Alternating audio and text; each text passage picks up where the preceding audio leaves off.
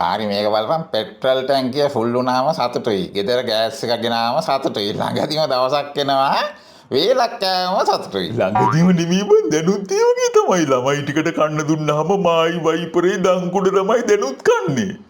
මොනවද පත්‍රේ තියෙන්නේ බලපන්. අපේ කුටි වී බලපංගු අප්පෝ. මොකක්ද සීන් එක? පෙට්‍රල් 13කින් වැඩි කරලා ඩීසල් 35කින් වැඩි කරලා සුපර් ඩීසල් රුපියලකින් වැඩි කරලා. අම්මපා ඇයි කොටේ සුපර් ඩීසල් වලට විතර මේගොල්ලෝ ආදරේ? ඒකනේ බං. දැන් මං ත්‍රිවිල් එකට ගහන්න පෙට්‍රල් හන්ද වෙන්න ඒක 13කින් වැඩි කරේ. මොකද මට යමක් කමක් තියනවනේ.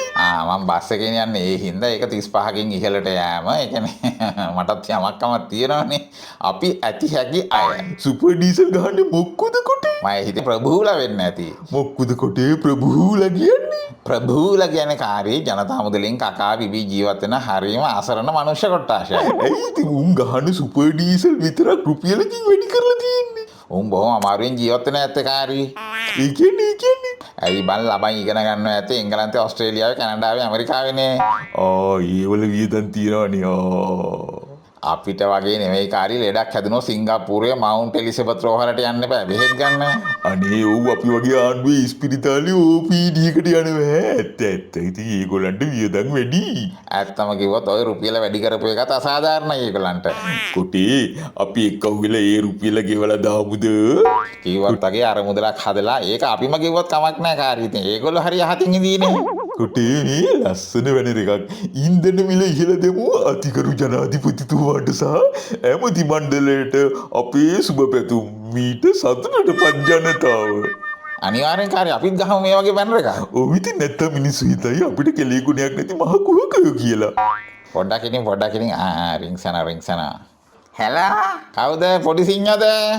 පොඩි සිංහ නෙමෙයි කොට උඩ පොඩි සිංහ. ඒ කියන්නේ සිංහ ජූනියර්. පොඩි සිංහ කිව්වම ලීසි අනිත් එක ඒක ඔයාට හොඳට ගැලපෙනවා. කාරි උඹට රග බෝලෙන් නෙලන්නේ මම මතකනේ. මතකයි ඒවා මතක කරන්නේ අපි ලොවෙත්. දැන් මොකද මට කතා කරේ කියහන්? කතා කරේ පොඩි සිංහෝ සමාවෙන්න පොඩි සිංහ තෙල් මිල වැඩි කරපු එක ගැන අහන්න.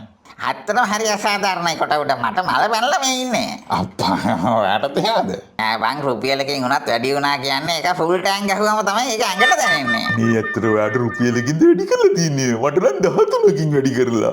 උඹලා වගේද කාර්ය අපි රට පුරා යනවනේ. මොනවටද රට පුරා යන්නේ? මොනවටද කියලා අහන්නේ බූරුව මේ කාලේ ආතල් ගන්න නැතුව වයසට ගිහින් ආතල් ගන්න.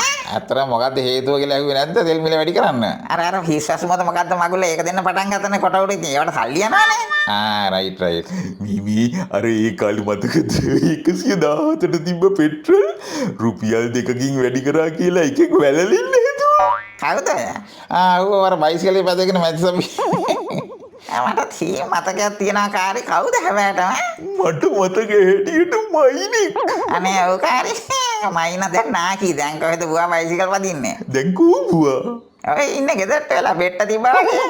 මට තියෙන ප්‍රශ්නේ ඩඩා මයින වෙලා බාප්පා කපුටෙක් වෙලා පුතා කොහොමද සිංහෙක් උඩේ කියලා. හරි මේ පරිස්සමෙන් කතා කරපන් දන්නවනේ මෑන් කවුද කියලා. හරි උඹ නම් ටිකක් වැඩි කොට උඩ මුවා මේ පැත්තේ එක්කන් අරින් මං නාවල ගන්නම් මුවා. අනේ නෑ මම හිතේ අමාරුවට කියන්නේ මේ ඔය අද බිසිද? බිසි කියන්නේ කොට උඩ අපි ගමින් ගමට යන්න පටන් ගත්තනේ. ඒ කියන්නේ අපි අලුමතින් නැගිටලා රට පුරා ජනතාව අමතන ගමින් ගම යනවා මේ දවස්වල. හේතුව කොට උඩ මමනේ එන ජනාධිපතිවරණේ පොදු අපේක්ෂකයා. එන ගහපන් ගණන් බලපන් කිව්වලු. බලපන් අපේ වේදිකාව හොඳම කතික සෙට් එකක් ඉන්නේ. එක බුද්ධිමතෙක් කියන්නේ උතන ඉන්නේ. ඔක්කොම බුද්ධිමතුන් තමයි ඉතින් එකෙක් දක්ෂයි කප්පන් වලට තව එකෙක් දක්ෂයි මිනිස් කුඩු වලට.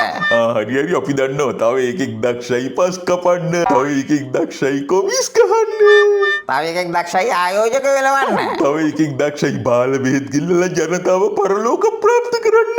ඇති ලිස්ට් එක ප්‍රමාණවත්. විද්වත් මණ්ඩලයක් ඉන්නේ. කවුද ප්‍රධාන කතිකේ අර අන්තිම කතාව දෙන්න නිකන් අර හයියව ගහන්න හතර වටේ බුලට් බඩුවක් ඉන්න කාර්යය. කවුද? වෙනින් කවුරුත් නෙවෙයි ජනහද දිනු. පිස්සු කුට්ටියා. ලයික් දාන්න, ෂෙයා කරන්න.